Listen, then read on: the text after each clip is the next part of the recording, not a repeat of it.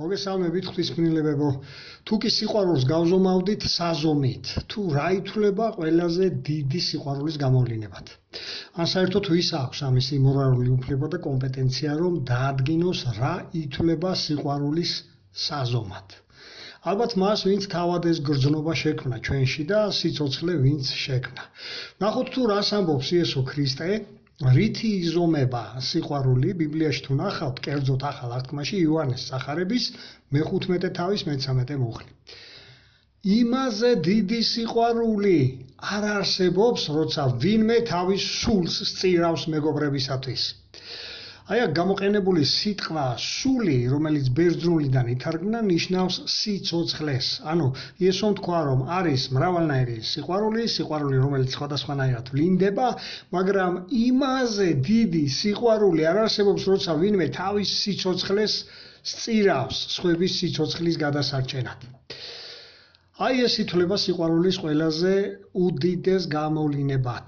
და ამის შემდგომ ვიცით რა გააკეთა იესომ, რომ ის არ დარჩა მხოლოდ აი ამ სიტყვების მასწავლებელი, არამედ საკუთარი სრულყოფილი სიცოცხლე გაიღო არასრულყოფილი ცოდვილი ადამიანებისათვის. და თუ რატომ იყო ახლა ეს საჭირო, ამის შესახებ დეტალები შეგიძლიათ მოისმინოთ ჩემს პირად გვერდზე თუ შემოგზანდებით და მოძებნეთ რიგით 34-35 ვიდეო რგოლები, რიგითი ნომრები ფრჩხილებშია მოცემული. ახლა ვნახოთ ამის წინა მუხლიც, თუ რას მოელის იესო უკვე ყველა თავისი მიმდევრებისაგან. და რა ახალი მცნება მოგცა იესომ მათ, ვისაც პრეტენზია გვაქვს ქრისტიანობაზე, რომ ქრისტეს მიმდევრები ვართ. მოდით იგივე მუხლს დაუბრუნდეთ ოღონდ მე-12 მუხლთან ერთად. იოანეს მე-15 თავის. ჩემი მცნება ის არის, რომ გიყვარდეთ ერთმანეთი, როგორც მე შეგიყვარეთ. იესომ გვაჩვენა საზომი, თუ რა დონემდე უნდა გვიყვარდეს ერთმანეთი იესოს მიმდევრებს. იმ დონემდე, რა დონემდეც იესომ შეგვიყვარა, რას ვიტყოდით აი მანამდე მიმდინარე აი აქციებს, ვინც აკვირდებით ახლა აი მიმდინარე მოვლენებს ჩვენს ქვეყანაში.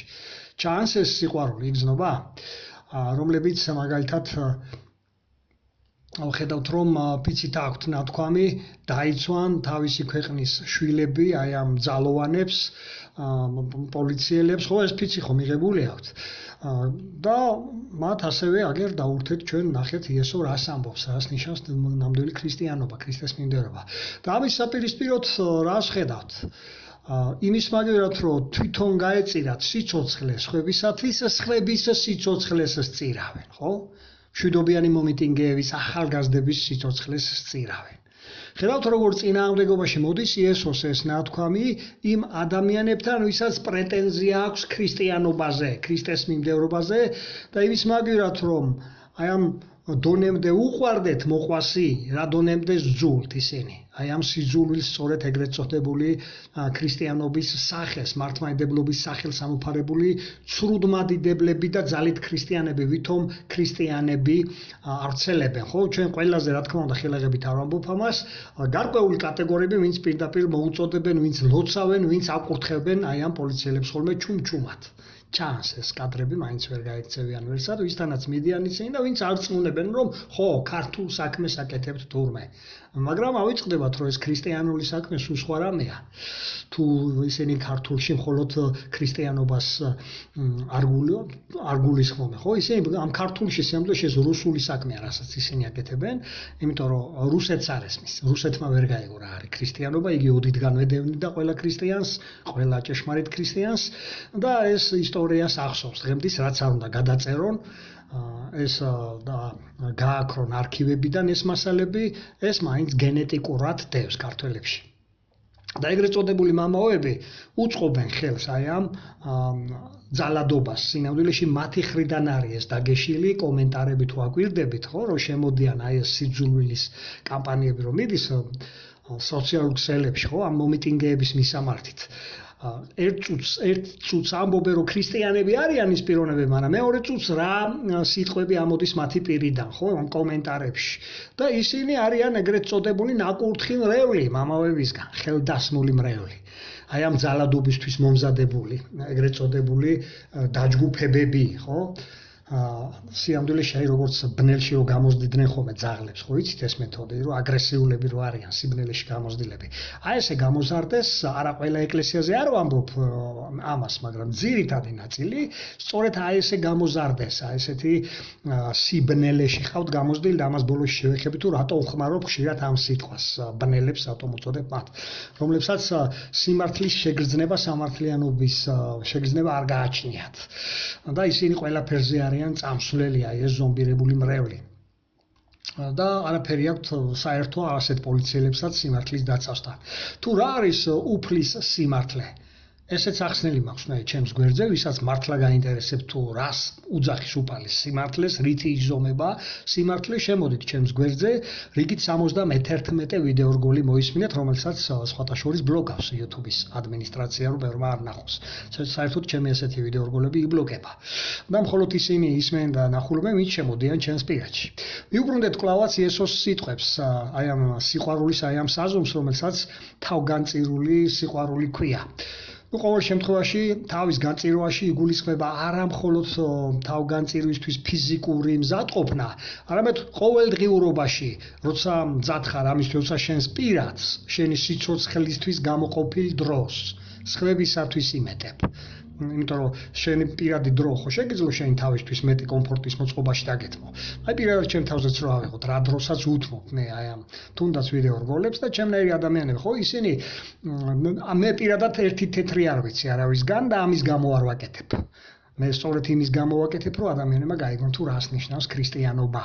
აი ეს შეიმეცნონ ყველამ, ვისაც ქრისტიანობაზე გვაქვს პრეტენზია.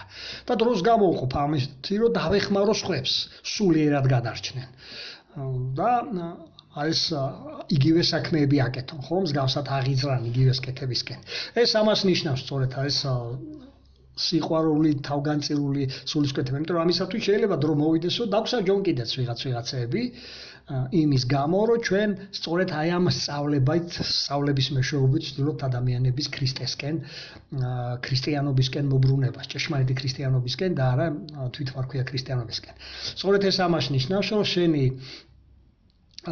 და დამოკიდებულება როგორია სხვებისადმი. აი ეს არის ჭეშმარიტი ქრისტიანობა. და ამას ამტკიცებ კონკრეტული საქმეებით. ახლა ერთი ქართული ესეთი სიმღერაც მახსენდება, ტექსტი გამახსენდა აი ამ სიმღერისა, კარგს თუ ვერ გამიკეთებ, სიავისთვის მაინც ნუღარ გამწირავ. გვახსოვს ხო ეს ტექსტი?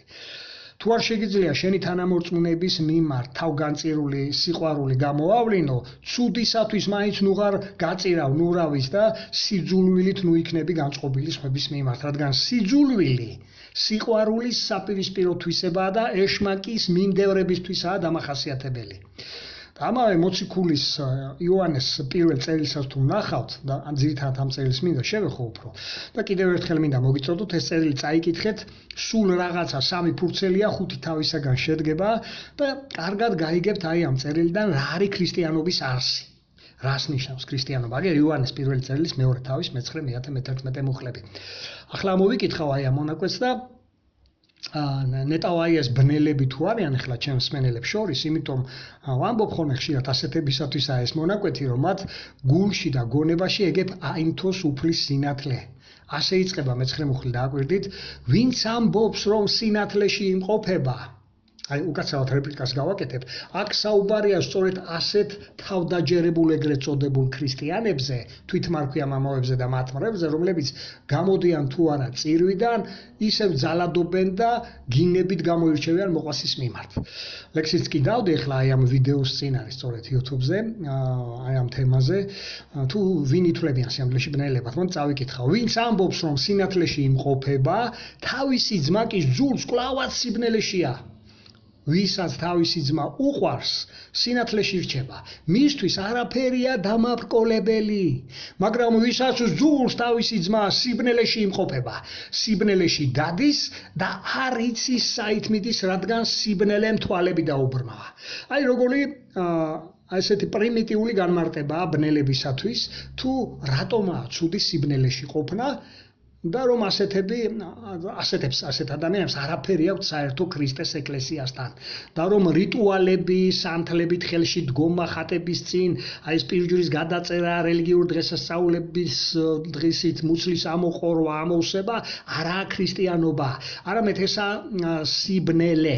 ხოლო ქრისტიანობა არის ძმათა სიყვარული. უპირველესად ქრისტიანობა გულისხმობს ღმერთის და მოყვასის სიყვარულს.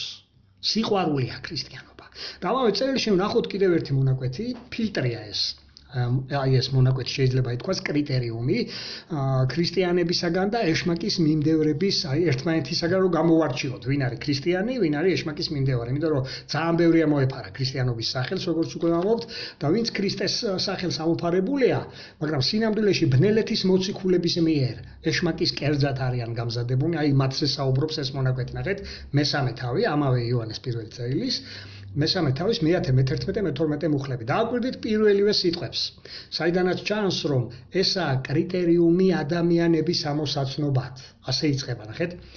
ამით ამოიცნობიან ღვთის შვილები და ეშმაკის შვილები. ვინც სიმართლით არ იქცევა და ვისაც თავისი ძმა არ უყვარს, ღვთისაგან არ არის. რადგან დასაწყისიდანვე მოგისმენიათ, რომ უნდა გვიყვარდეს ერთმანეთი, მაგრამ არა კაინის მსგავსად, რომელიც ბოროტისგან იყო და დაუნდობლად მოკლა თავისი ძმა, მერე და რისი გულისათვის მოკლა? იმისათვის, რომ მისი საქმეები ბოროტი იყო, მისი ძმისა კი მართალი. აი დავაკვირდეთ, რომ ეს მონაკვეთი არა მარტო ააშკარავებს ცრუმარქვია ვითომ ქრისტიანებს, არამედ მე-12 მუხლის ბოლოში იმასაც გვიხსნის, რას მიყავს ასეთი კაინის მიმდევრები და არა ქრისტეს მიმდევრები სინამდვილეში, აი ამგვარი ბოროტებამდე, ძალადობამდე და კანიბალიზმამდე შეიძლება ითქვას. ჯერ უკვე რომელი საუკუნეა და ჯერ ისევ კანიბალიზმია ჩვენ ქვეყანაში ეს, ასე რომ გავიგოთ. და ვერ იტანენ ისინი მშვიდობიან და მართალ ადამიანებს. რატომ? რადგან თავად ბოროტები არიანო, აგერ გვიხსნის ეს მე-12 მუხლი, ჩვეულებრივი კრიმინალური აზროვნების, აი ბიუჯეტი პარიები და ბიუჯეტი ჭამიები არიან და კიდევ სხვა მრავალი ცუდი საქმეები აქვთ ნაკეთები. და სინამდვილეში ამიტომ იქცნენ კანიბალებად, ძმათა მკვლელებად და მოძალადებად, რომ მათი ბოროტი საქმეები აშკარა ხდება და აშკარა გახდება მომავალში. მათ იციან ახლა ეს ხალხი რომ მოვიდეს სათავეში, აშკარა გაიფილტრება ყველა და გამოჩნდება ყველას ვის რა სიბინძურეები აქვს, ნაკეთები, ეს იციან მათ, ეს ესმით და ამიტომ ბოლომდე იბრძოლებენ თავიანთი ბოროტების დასამალად. და ისინი სინამდვილეში ყალბები არიან, აი ამ ხრი უნდა იყვნენ ისინი ნამხილები, რომ მათ ქრისტიანობასთან არაფერი აქვს საერთო და თუ კი ვინმეს ჯერ კიდე შერჩენია ქრისტიანული აი ეს აზროვნება, მათ უნდა ამხილონ, ასეთები უნდა გამეჯნონ ქრისტიანული ეკლესიებიდან. მართალი სუფთა ადამიანების ფონზე, როგორც უკვე ვთქვი, ამიტომ ადვილად ეფინება ხოლმე ნათელი. თუნდაც იგივე ჟურნალისტები რატომ მოიძულეს და რატო ცდილობენ მათ წინააღმდეგ კანონების მიღებას. იმიტომ რომ ისინი ამხილებენ ბნელ და ბინძურ საქმეებს და ვის უნდა ეხლა რომელ ბნელსა და ბოროტს უნდა რომ ის საქმეები ამხილონ. ეს ჩანს თუ ვინ როგორი მთლე არის მოქცეული სათავეში, ვინც ებრძვის სინამდვილეში სინათლეს და ჩანს ისიც რატომ ებრძვის. აი ეს მე-12 მუხლი როგორი ხსნის მარტივად თუ კი ვინმეს დანახვა უნდა სიმართლისა და ბოროტებისა ერთმანეთისაგან რომ გაარჩიოს. ამიტომ კიდევ ერთხელ მოგიწოდებთ ყველას, ვისაც პრეტენზია გაქვთ ქრისტიანობაზე, დიდი დრო არ დაგეკარგებათ, ნახეთ ახალ აღთქმაში სარჩევში იოანეს პირველი წერილი და მერე წაიკითხეთ სულ რაღაცა, 5 თავია, 3 ფურცელია და შეიმეცნებთ თუ რას გულისხმობს ჭეშმარიტი ქრისტიანობა. აი ამ წერილიდან. კიდევ ერთი მონაკვეთს გაჩვენებთ ამავე წერილში, იოანეს პირველი წერილის მე-4 თავი ვნახოთ ახლა, მე-20-21 მუხლები. ხედავთ, ვინც ამტკიცებენ რომ ქრისტიანები ხართ. თავად ჩვენმა წინამძღოლმა და უფალმა ქრისტემ უნდა ჩაგვთვალოს ჩვენ ქრისტიანებად და არა ჩვენ. ჩვენ კი არ უნდა ვიძახოთ რომ ქრისტიანები ვართ. აგერ თავად უფალი გთვლის აი ამ კრიტერიუმის მიხედვით. აი ამ ფილტრში გვატარებს მიაწერელი. მე-20 მუხლიდან ვკითხულობ. თუ ვინმე ამბობს რომ ღმერთი მიყვარსო, თავისი ძმაკის ძულს მატყუარა. პირდაპირ ამბობს მეწერე, ასეთი კაცი არის მატყუარა. ვისაც ძულს აი ეს აქციაზე გამოსული ადამიანები. ყველანი ხართ მატყუარები, რომ ვითომ ღმერთი გიყვართ. ეხლა თქვენ დათვალეთ უკვე რამდენი მატყუარები არიან სოციალურ ქსელში, ვისაც თუნდაც ფოტოები უდებთ წმინდანებისა და მეორე წუთს რა დღეში ატარებენ სიმართლის მაძიებელ აი ამ ახალგაზრდობას. ნახეთ შემდეგი არგუმენტი, რადგან ვისაც არ უყვარს თავისი ძმა, რომელსაც ხედავს, ვერ ეყმარება ღმერთი. რომელსაც ვერ ხედავს. ამიტომ, როდესაც აქციაზე გამოსულებს უყურებთ, ამის მერე მათ უყურეთ როგორც ღვთისმგნილებებს, რომელთა გულისათვისაც იესომ თავისი თავი გაწირა. აი ამ ახალგაზრდების გულისთვის გაწირა. ყველასთვის გაწირა, მაგრამ ეს უნდა გვახსოვდეს, როცა ამათ ვაკვირდებით, ამათთვისაც გაწირა იესომ თავი. და მისმა და ჩვენმა ზეციებამ შექმნა ეს ადამიანები, მათი ჩანაფიქრი ვართ, ყველანი მისი ქნილებები ვართ და ასე უნდა უყუროთ როგორც ღვთისმგნილებებს. და კი არ უნდა განვიკითხოთ ისინი. არამედ ჩვენ უნდა ვილოცოთ მათთვის თუ ვინმე აკლია მეტი გაგება შეიძინოს ქრისტეზე და მოუწოდოთ აგერ იკითხონ წმინდა წერილები, იმიტომ რომ გაგებას ღმერთი იძლევა, თუ რა არის ქრისტიანობა და წმინდა სულის დახმარებით ხდება ეს. ამისკენ უნდა მოუწოდებდეთ, რომ იკითხონ წმინდა წერილები. და არა ანძღავდეთ, აგინებდეთ, შეურაცხყოფდეთ, ხო? აი ზუსტად აქ ამაზეა საუბარი. რომ ადამიანებმა უნდა შეიმეცნონ რა არის ქრისტიანობა. და ამასაც ისწავლიან მერე თავად ეს ადამიანებიც. ჩემს გვერდზე თუ შემობძანდებით, მე ზუსტად მსგავსი ვიდეოები გამზადებული მაქვს, თუ რას ნიშნავს ქრისტიანობა, როგორ უნდა ვისწავლოთ ქრისტიანობა წმინდა წერილებიდან და ეს 66-ე ვიდეო როგორც თუ ნახავთ, იქიდან მოყოლებული ამ ვიდეო რგოლის ჩათვლით. ნახოთ კიდევ ერთი მონაკვეთი, ჩვენი წინამძღოლის უფლის იესოს სიტყვები, რომელიც იკითხება იოანეს სახარების მე-13-ის 34-35 მუხლებში. ნახე, კლავაც კრიტერიუმი აქ. გნებავთ საზვერე და არქვით, გნებავთ ფილტრი. დღეს 10,000-ობით ქრისტიანული რელიგიაა, მაგრამ როგორ გავიგოთ ვინ არიან ჭეშმარიტები? ხო, ვინ არის ჭეშმარიტი ქრისტიანი? აი ამაზე თავად უფალი გპასუხობს აქ. წავიკითხავ, ახალ მცნებას გაძლევთ. გიყვარდეთ ერთმანეთი, როგორც მე შეგვიყვარეთ თქვენც ისე გიყვარდეთ ერთმანეთი. ჩემი მოწაფეები რომ ხართ, ვინც ხართ, რა თქმა უნდა, ანუ ჩემი მიმდევრები ვინც ხართო, როგორ გაიგებთო? იმით გაგიგებენ, რომ ერთი მეორე გეყვარებათ. აი საიდან უნდა გავიგოთ თუ ვინ არიან ჭეშმარიტი ქრისტიანები.